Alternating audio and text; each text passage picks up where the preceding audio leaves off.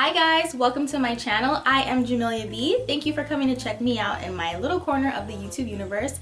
I am so excited for today's video. I'm going to be sharing my top 10 tips for traveling solo with your kid. If you are a new person, I hope you will consider subscribing if you find any of this information useful. It is free, but it does help me out. And if you are returning, thank you for coming back, and I'm so glad that you're enjoying the information that I'm sharing with you and my content, and I hope you will stick around and tell your friends. And tell your friends to tell your friends, and so on.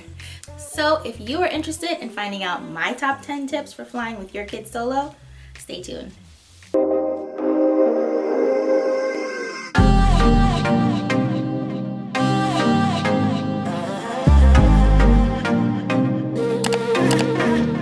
Today I'm talking about the top 10 tips for flying solo with your kid.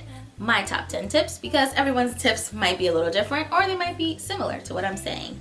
Recently I have flown cross country from New York to California with my daughter, just her and I. She is 7 years old, and it was a new thing for us, and I learned some things that worked and some things that I thought was going to work that didn't work out. So let's get started.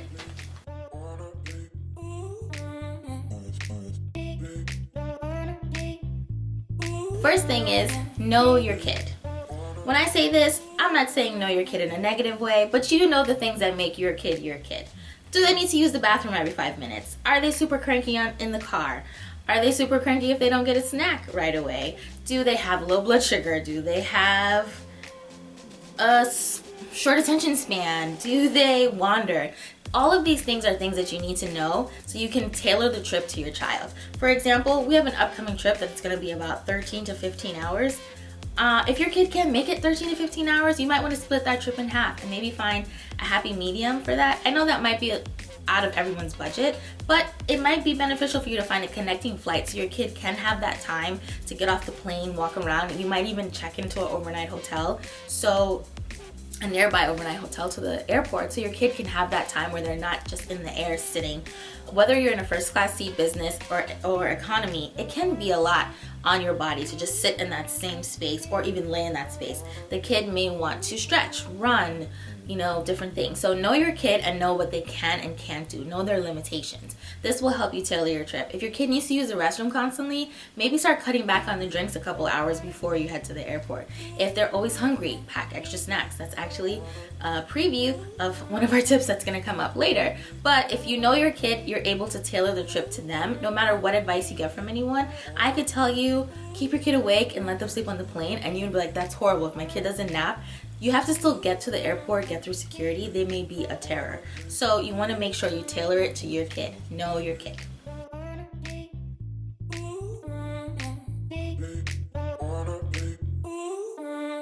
Pack light and pack smart. Tip number 2. Here you can see the things that we brought on our trip. I brought one carry-on luggage for the both of us. She had her own backpack, I had my own backpack, and I brought a travel car seat. Now yes, you can see that I have a Go-Yard tote in this video, but that tote actually got packed in my luggage, so that was just an extra bag that I had on hand once we got to San Diego. But that is what I packed. We did one carry-on. I do watch Top Flight Family, and I do enjoy their videos. They have 2 children. They're slightly older than my daughter, but they recommend traveling with carry-on only, and they have traveled all over the world, and I tried it. I have done checked luggage before, but I found it a lot easier to just have my carry-on. We didn't have to worry about where we were going. We had our things with us at all times, and I really did enjoy that. So pack light, pack smart. You want to have free hands at the airport. You never know what's going to happen. You want to be able to hold your kid's hand. We are a kid hand holding family. That was hard to say, but we are. And that's what we do. So I want to be able to hold my kid's hand. Her hands are free also because she has her backpack, and any little loveys that she might have with her, she has in her bag that's ready to go, but her hands are free. We can hold each other's hands. If anything goes down, if people are running, we're ready to go. So that's my tip. Hands free at the airport. Backpack, it's not always fun. You want to wear your tote. You want to be cute. That's why I packed my tote, because I did want to be cute in San Diego, but in the airport, I recommend the backpack. Also, you can stuff extra things in there. You might be able to put your bathing suit, extra shoes, things that couldn't fit in your bag that is like an additional bag that goes under your seat. So, pack light, pack smart.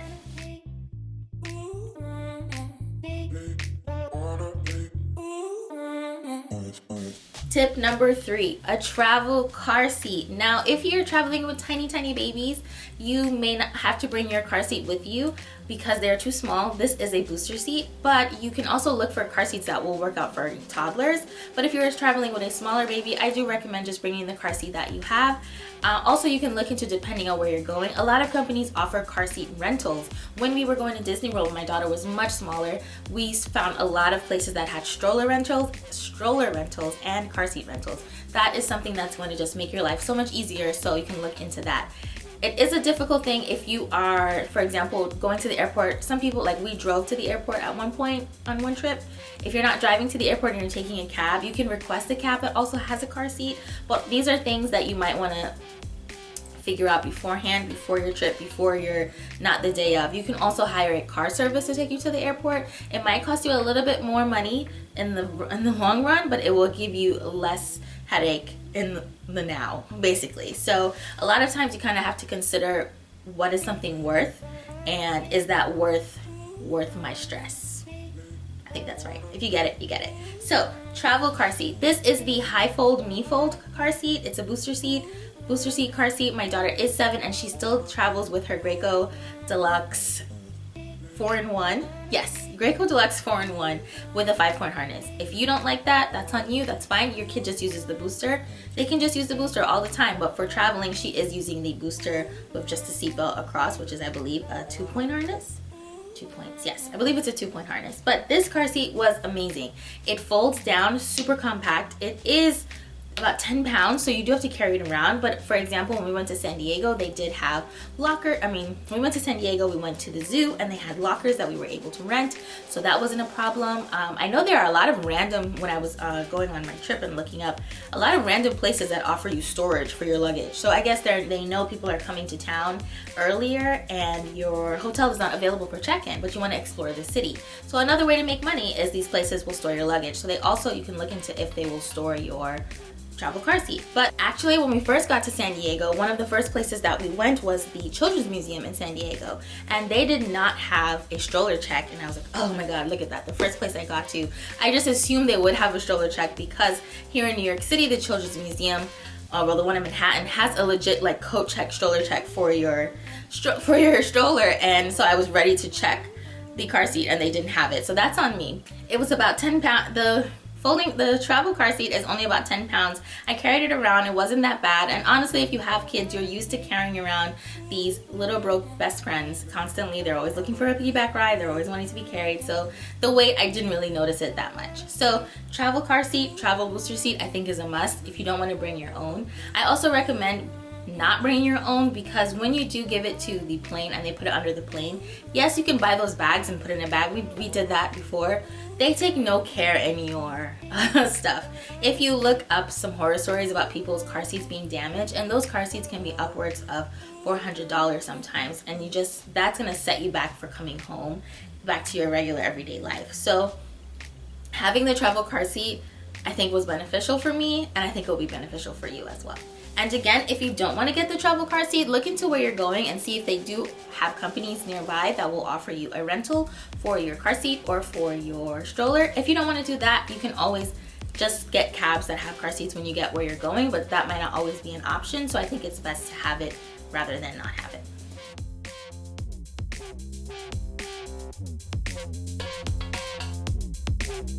Tip number 4, research your airports for departure and arrival. Now, we left from JFK and we found this wonderful hidden gem of JetBlue's area where they had this whole little play area for the kids to go in and pretend they were pilots, pretend they were flight attendants, pretend they were ramp agents, and it was super cute. And because we flew out so early in the morning, it was empty, so we kind of had this place all to ourselves. And there is actually a rooftop that I found out from the Points guys, that there's a rooftop in JFK in Terminal 5 for JetBlue, but it was rainy and it was pretty dark. So I do have a little bit of footage. You can see it here, but it wasn't the best time to be there, but it was nice to go out there and actually take a break with your mask, because we are flying currently in the time of COVID and there are requirements for you to wear your mask in the airport. If you don't enjoy those requirements, I'm sorry that you do not, but I appreciate you for following the rules and protecting others around you. So when you're in the airport, you don't get that break. Your kid doesn't get that break. I don't recommend going to the restroom and taking your mask off and having that break, because I've seen people go to the restroom and do that and they're just in there yakking and coughing and sneezing and doing everything, and then they leave the stall. So I don't feel comfortable going into the stall, removing my mask, and taking a break. If you want to go to one of the restaurants and find a safe corner and take your mask off quickly, drink some water and put it back on. But if you can find an amenity like a rooftop where you can take your mask off and get some fresh air before you are, you know, in the airport with closed windows, on the plane with closed windows, I think it is something that will help you. So research the airport that you are leaving from, just in case there are any delays, so you can find out where can we go where the kid can get a break, where can we go where I can get a break, because let's not forget, moms and dads, aunts, uncles, grandmas, grandpas, whoever's traveling, cousins, whoever's in charge of traveling with this kid, you will need a break as well. You need to be your best self so you can be your best self for the kid. So you need to find a place where you can also get some rest. I don't mean literal rest like you're sleeping, but just a mental time where even if you're sitting down and you guys are having a snack, or you're sitting down and you can give them a space where they can play and be free. I do recommend letting the kids move around as much as they can. I also say research the airport that you are arriving to, because most likely that's the airport that you're going to be departing from when it's time to come back home. So it's important to know your options on both ends. Does that airport have great restaurants? Does that airport have great areas for the kids to run and play? Are there secret hiding spots? If you're not able to go to a lounge, a lot of airports have airport lounges, but some of them don't. Terminal 5 does not have an airport lounge. That was something that we actually wanted to go to. So it's not even like, okay, yeah, you can go to the lounge, but they don't all have them, and sometimes they're not the best. So do your research. It will help you in the long run.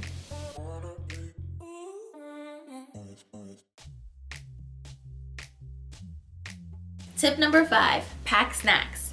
Pack snacks and then pack some more snacks, and then when you think you've packed enough snacks, pack extra snacks for those snacks. Why am I saying this? Because you're always gonna want snacks. That's not going to happen. And when I say this, let's get into it in some further details.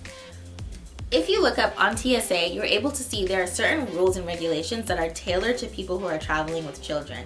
Now, this can change at any time, so it's very important, depending on when you're watching this video, that you go to TSA before you leave for your flight, see what their requirements are, see what their allotments are, and follow those rules for that current time. So, TSA does allow you to bring certain foods and snacks for children, but when you are going through TSA, I recommend putting that in a separate bag. I forgot to mention, with the electronics, I did a separate packing cube with just electronics, so when I got to the security check line, I just took that bag out and put it in the tray. It was much easier than you having to take out all these cords for your chargers and things like that. It was just in one place. Just like my toiletries, it was ready to go. So I recommend that. I recommend something similar like that when you're traveling with food for kids. You can bring something like a food pouch. If your kid likes pouches like applesauce or smoothies that come in a pouch, we really love the Once Upon a Farm pouches, and those come in a 3.2 ounce pouch, which in reality the liquids that you are allowed are 3.3 ounces, so you're kind of hitting that sweet spot.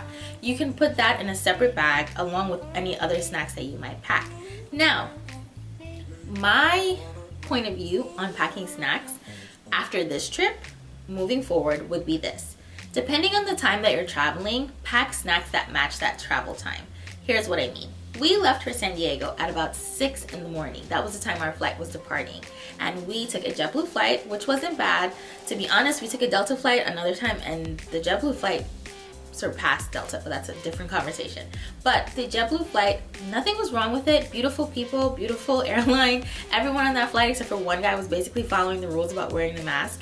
And the flight attendants were very on point about checking on us, making sure everybody was safe, making sure everybody was following the rules, and they were well taken care of. Now, I would say at 6 a.m. for us departing to a cross-country flight, having Cheez-Its and popcorners at 6 in the morning is not ideal for myself or for my kid. And I was actually having this discussion with my husband, asking him, like, why can't they serve like mini muffins or like a little breakfast bagel or bagel bites or something that kind of goes with the time. And I'm excited to see when we do fly on our next flight to see how that works out, because it's actually going to be our first flight where they are serving food. Serving hot meals. So I'm excited to see how that works out, because it is a longer flight. I'm really interested to see how. I know I've done my research, but I'm excited to see. But I'm mentioning the time frame because it was very awkward for me to give my kid this popcorner this bag of popcorners at 6 in the morning, but in reality she had already been up for like 3-4 hours because we had to depart to the airport, go through security, wait for the flight, board the flight, and then we were taking off. So it was kind of like, go ahead, have the popcorners, what are we gonna do about it? I did have other snacks packed, but you know, she's gonna want that snack, so that's fine. So I do recommend packing snacks that match the time frame. Moving forward, I will pack things such as little mini muffins, little bagels, something that's easy to eat on the plane. You can still take the snack from the attendant, which the kid is going to enjoy, and you can kind of let them know like, okay, we're gonna eat this later. But again, know your kid. If your kid's gonna freak out about it, try to distract them so the flight attendant doesn't bother them, or tell them, take the snack and most likely they'll forget about it. If you put it somewhere else and then make something else exciting, try something like that. But I recommend packing snacks and then packing snacks and then again packing snacks, because you never know if you're going to be delayed at the airport. You never know if you're going to be delayed on your arrival. The person might be late to pick you up. You never know what's gonna happen. So you want to pack snacks. Pack snacks that are good to eat, but pack snacks also for if they're not feeling well. So maybe some dry crackers, some mints, some gum. My daughter doesn't chew gum, but I did bring the gum just in case her ears were uncomfortable. Things that can help them along on the flight. You can also pack a reusable water bottle. You just have to empty it out before you go through TSA. Depending on the airport that you're traveling from, there may be water filling stations. If not, you're just gonna have to bite that bullet and buy the water. You can then put it in your reusable bottle and take it on the plane. You can also just ask for water on the plane, and most of the time they'll give you a sealed water bottle and you can save that for a later use.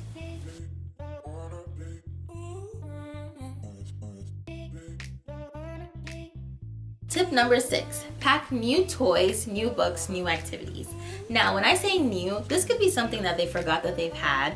All of us have kids who know that from time to time, they kind of forget about this. So if it is somewhere that is not brand new to her, for example, my daughter is not brand new to Disney World, but I will still try to theme out the activities for where we're going, so it's a little bit more exciting.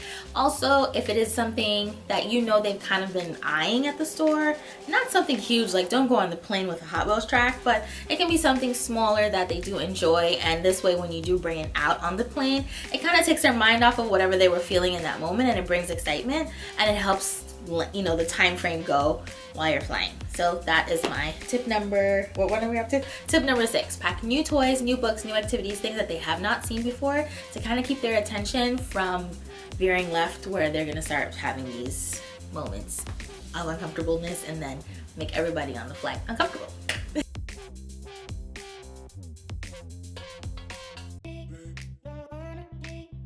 Pack accident clothes. Now, you might be thinking, my kid is potty trained, what are you talking about? And if your kid isn't potty trained, then you already know this tip and you're already ahead of the game. But think of this, accidents on planes don't only mean bathroom accidents. You could experience turbulence on a plane and the kid could spill a drink on them. They can spill a drink on you. You can have a throw up accident where, again, on you or on themselves. Hopefully not on the person next to them, because hopefully you're giving that kid the window seat, so therefore it's just you and them. Now unfortunately that might mean you're in the middle seat, but suck it up, you'll be fine.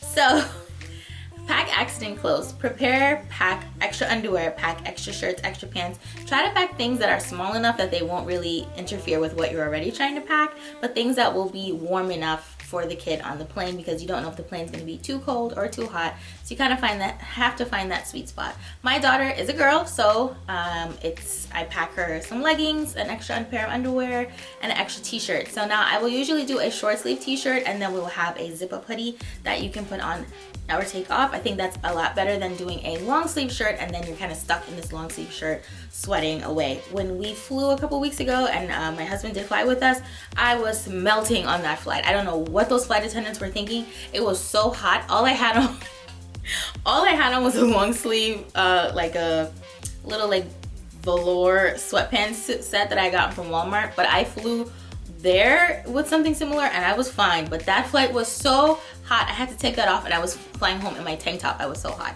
So you just never know what's gonna happen. I prefer to do a short sleeve shirt with a long sleeve zippable removable sweater. So pack accident clothes for yourself and your kid, because you never know what's gonna happen.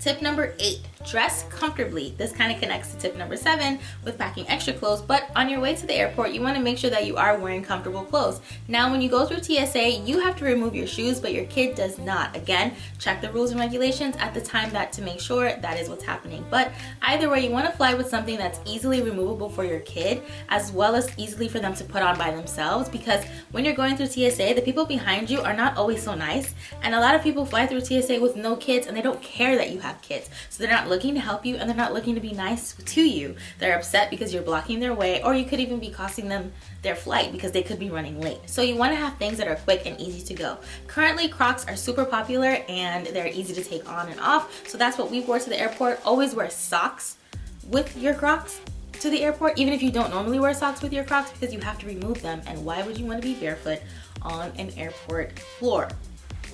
No thank you. So make sure you have on socks with the Crocs. If you're gonna wear something like Vans, they're easily slipped on or off. If you're gonna wear flip-flops, I don't recommend wearing them because again, you have to take them off and then you're gonna be barefoot on the floor of the airport. And again, anyways, so I recommend wearing something that you can put some socks on with and that can be taken off easily and put back on. You also want to have things on you that are easily taken on and off. So for example, we did leave from New York, which is currently -10 was the other day was -10, and then it was 6 degrees in the morning. So we had to leave with winter wear. So instead of me bringing her entire full winter jacket, I did put layers on. So she had on a hoodie, she had on a jeans jacket, and she had on a packable coat. So this way, once we got to the airport, she was able to take off the coat, pack it in the bag and zip it and attach that to her backpack. So when we did go through TSA, she was able to put the packable coat in the tray so it can go through the scanner so they can check it. If you have on sweaters,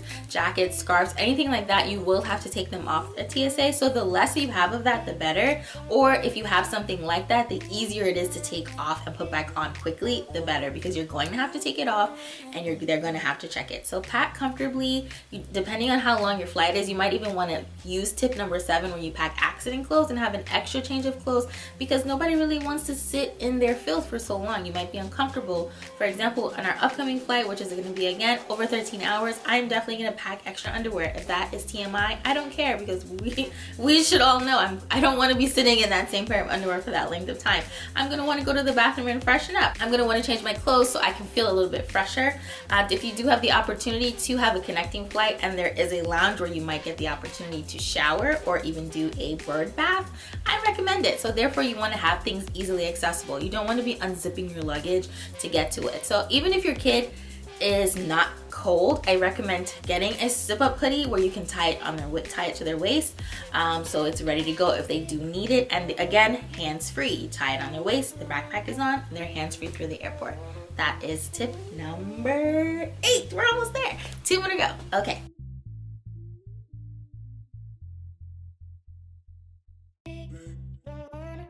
Tip number 9, limit screen time.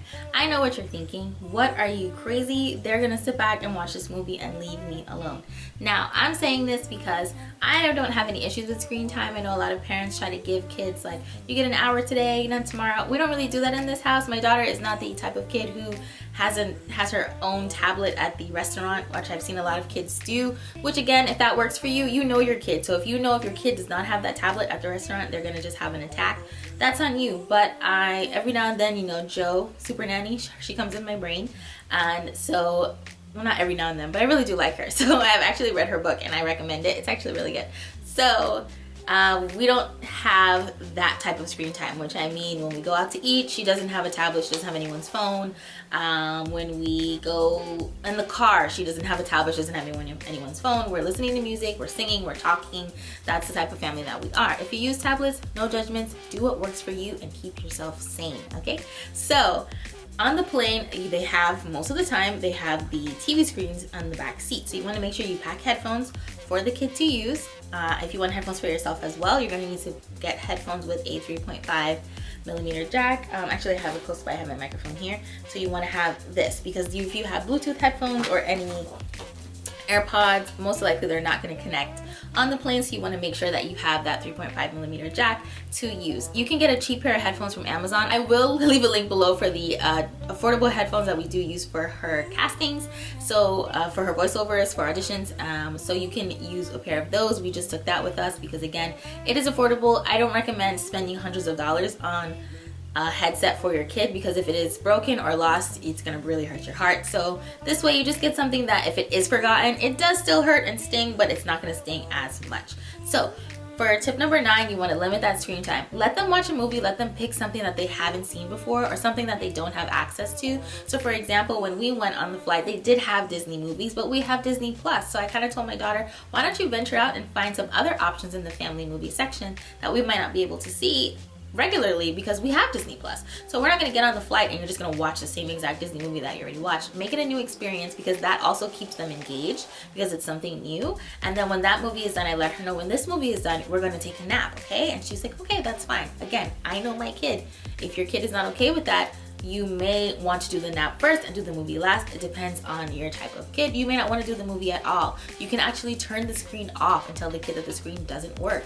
I don't know if you can actually ask a flight attendant to turn the screen off. I know when people's screens are frozen, the flight attendants offer to reset the screen, so that might be something to look into. But if your kid is cool enough where you can just say, hey, this one doesn't work or mine doesn't work either, and we're just gonna play some games or read or talk or whatever it might be. But I recommend limiting the screen time, because they kind of spend that time frame just staring at the screen, and then it's time to go wherever you need to go or get off the plane, and they're super tired. So again, we flew from New York City to California, and we flew at 6 in the morning our time, but when we landed it was 10 a.m. their time. So I needed her to be ready for the day. And so to make that happen, I had to make sure that she got to enjoy this movie and she got to relax and have the plane experience, but she also took a nap. So therefore, when we got to our destination, she was ready to go, because you still need, a lot about traveling people don't realize is there's a journey within your journey. So for example, the journey to the airport, on the plane, off the airport, to the hotel, wherever you're going, or family, wherever you're going. That in itself is a little bit of a journey, a mini journey in your journey. So you want to make sure that you have energy for that. That's going to happen with both of you guys getting a nap, both of you guys having those snacks that you packed yourselves, both of you guys getting lots of water, because you can get really dehydrated on the plane. You want to make sure you drink lots of fluids, all of that combined.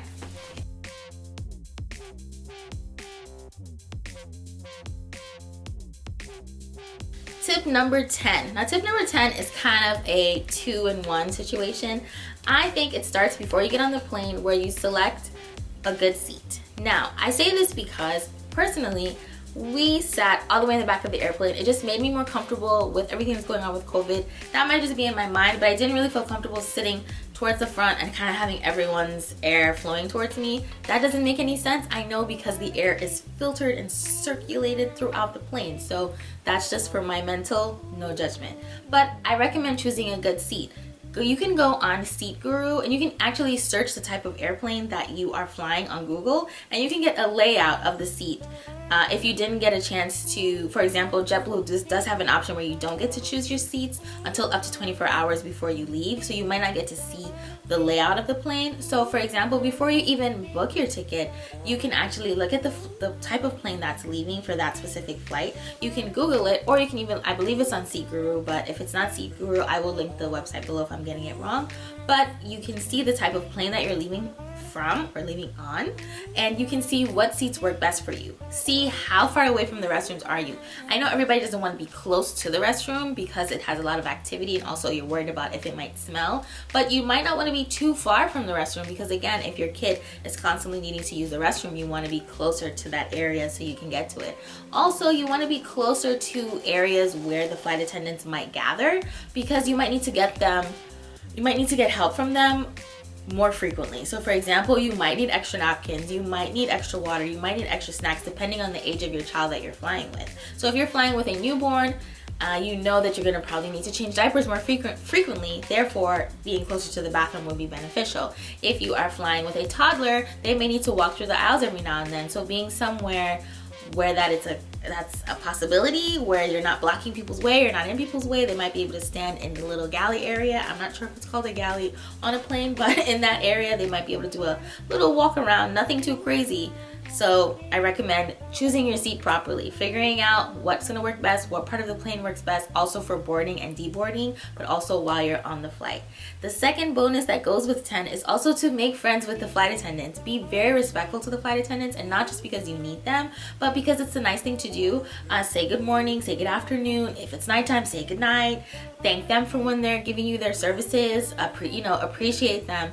It's not always going to work. They may be really rude. They might be over their jobs and just tired. That happens sometimes, but sometimes you get flight attendants that will kind of go that extra mile for you. When we flew, we had very attentive flight attendants where my daughter was constantly getting extra snacks, constantly being checked on for extra drinks, getting the pins. I know the kids get the wings all the time, but getting wings, making sure she was okay, asking if she needed this, she needed that. It was a lot more attention. There was a lot more attention given to her, where it kind of felt like I was flying with an additional parent. Like, it was kind of like, okay, I'm on my own, but I'm not, because I've got this whole crew here with me, and they were super nice. And again, that's not going to happen all the time, because we did have a flight where they just did not care. Like, nobody even looked at you. They kind of passed by and kept their head down. So it's not always going to work, but again, you want to make sure that you are respectful all the time. You treat everyone with respect, because you don't deserve more respect or less respect based on your status. You want to treat everyone nicely. That's just the type of family that we are. We treat everyone with equal respect.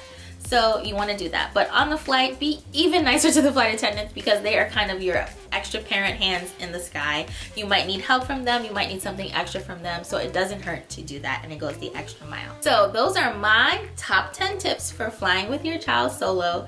If you are flying with a kid from newborn to 10, 11, 12, 13, any of these tips can work out for you. Again, if you're flying with tiny babies, you will be packing different things. So for example, diapers, onesies, teething toys, pacifiers, bottles, all of those things. It could be a pump for your milk, anything. Those things are things that you will tailor to you, but again, you would know your kid and know exactly what they need. So when you are packing smartly, you will make sure that you are packing extra diapers in your backpack. Think of your carry-on as an untouchable zone.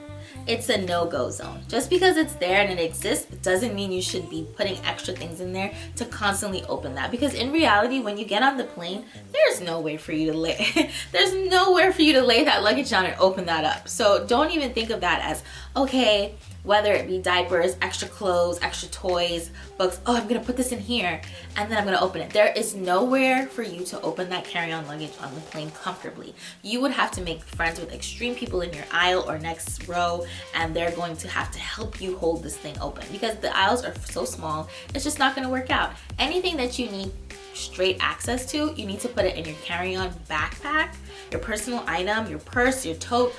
Most likely, you listen to my tips, you're not going on there with the cute tote, because you need free hands and you want to be able to put extra stuff in there, not just go around. Also, you want to have a zippable bag. Having the cute tote works out. If it doesn't zip, it's kind of like a risk that you're taking, because if everything falls out of that, it's just you and the kid. It's not like, oh honey, hold the kid, I'm gonna do this. So you want to be able to not only be safe but also be smart. So again, I hope you enjoyed my top 10 tips for flying with your kids solo. I hope it will encourage you to take a trip with your kid on your own if you have to. Sometimes our spouses are not available to get vacation time the same time we are, and sometimes there might be some great deals to travel at that time.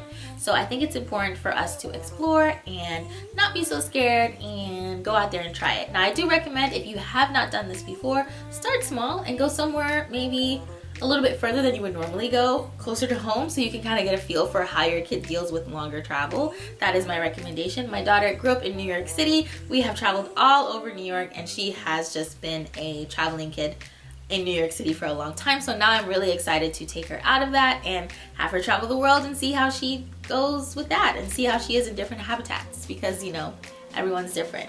So thank you guys so much for watching, and I hope you will check out one of these other videos, and I'll see you guys in my next one. Bye!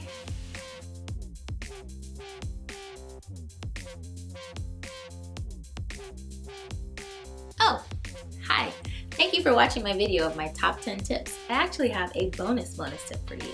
I want to talk a little bit about safety. So, I do recommend wherever you are traveling to try and stay at the safest locations that you can. Research the area on TripAdvisor, research on whatever site that you are booking. I do not recommend doing Airbnb when you are on your own. I recommend staying at a reputable hotel that has great security and is a well-known brand, because they also need to stand by that brand. So for example, you may not want to stay at the cheapest option because there may be less security, there may be less cameras, there may be less of everything. You want to stay at a reputable hotel. Just because you might be able to get a deal on it doesn't mean you should stay there.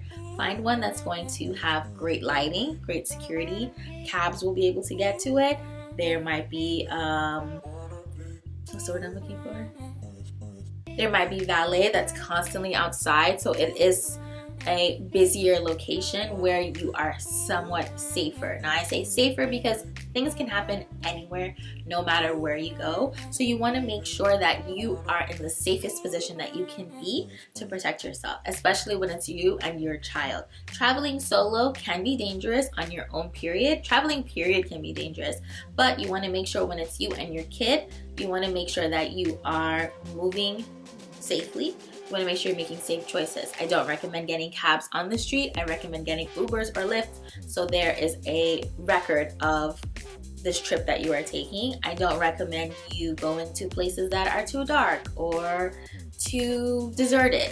It's just not worth it, because you're taking a risk and now you're putting yourself and your child at risk. I also don't recommend you booking your reservations for the hotel as one adult and one child. I recommend that you put 2 adults and 1 child, because you never really know, again, who is looking at the reservation, who is working with who. Unfortunately, that's the type of world that we are in. So I think it's important that you do book 2 adults and 1 child, or 2 adults and 2 children, however you are traveling. If it is just yourself, you want to make sure that you do put the 2 adults, just because again, they are going to still see you check in and they might say, oh, you have another adult. You can just say, oh, my husband is arriving later, or my wife will be arriving later, or whoever it may be, just to protect yourself. So that's just a bonus tip that you want to make sure. Traveling solo, yes, it is about the plane, but it's also about your arrival at the destination, and you want to make sure that your destination is somewhere that is safer, well lit, well secured, well busy,